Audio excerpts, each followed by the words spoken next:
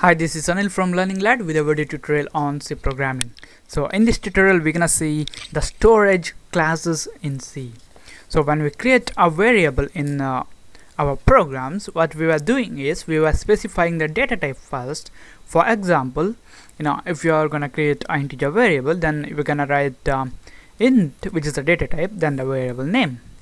But there is one more thing that we need to specify, which is the storage class. The storage class is going to specify where exactly this variable will be stored, which means whether in the stack or whether in the registers, CPU registers.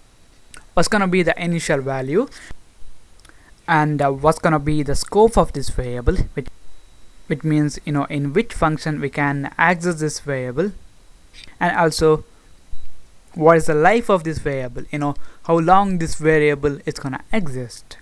So you may ask, like, okay, in the previous examples or in the previous tutorials we were not using the storage class, and the compiler didn't give us any error. That's because the default storage class will be used if you don't specify it, and the default storage class is the automatic storage class. So now we're gonna see what are the storage classes in C, and and how we can use them. So there are 4 storage classes in C. One is called automatic storage class, which we're gonna see in this tutorial, and then the register storage class, then the static storage class, and the external storage class. The next thing is how to specify the storage class with a variable. So before writing the data type of the variable, we need to specify the storage class. So in this tutorial I'm going to explain how to use this auto storage class, what's going to be the initial value, where this variable will be stored, and also how long this variable is available, and what's the scope of this variable. If you want to assign the automatic storage class to your variable, then you need to use the keyword auto just before you write the data type. So you can see here in this example, so auto int x.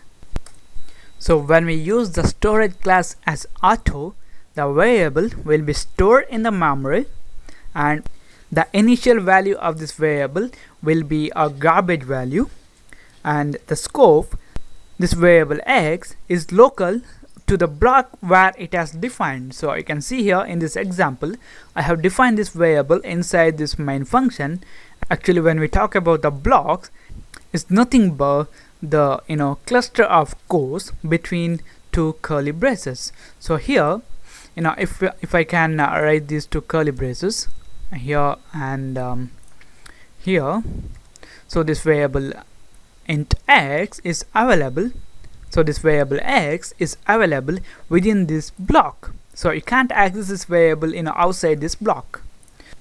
So as I told you before, this the variable with the automatic storage class is local to the block in which it is defined. So this is a block of code, and this x variable is available only within this block. So the next thing is, what's going to be the life of this variable? It means how long this variable is going to exist. So this variable x is going to exist till the control remains within this block. So once the control comes out of this block, the variable x will not be existing, it will be deleted. So now we're going to see that by writing a program. So now I'm going to use the printf function to get the default initial value. So I'm going to write %d, then I'm going to refer the variable x. So I'm going to save this, execute, compile, and run. So I can see here some garbage value is stored in this variable x. The next thing I told is that this variable x is local to this block. So the space between 2 curly braces. So if I refer this variable x outside this block, it will not be available. So what I'm gonna do is I'm gonna copy this one and paste it after this block. So make a note that we are referring that variable outside the block. Now it should give us an error. So you can see here and x is undeclared. That's because this variable x is not available in this block, so it's only available here only. Okay, this is it about the automatic storage class. In next tutorial we're gonna talk about the register storage class in detail. So that's it guys, thank you for watching and don't forget to subscribe to my channel. I'll see you in the next tutorial.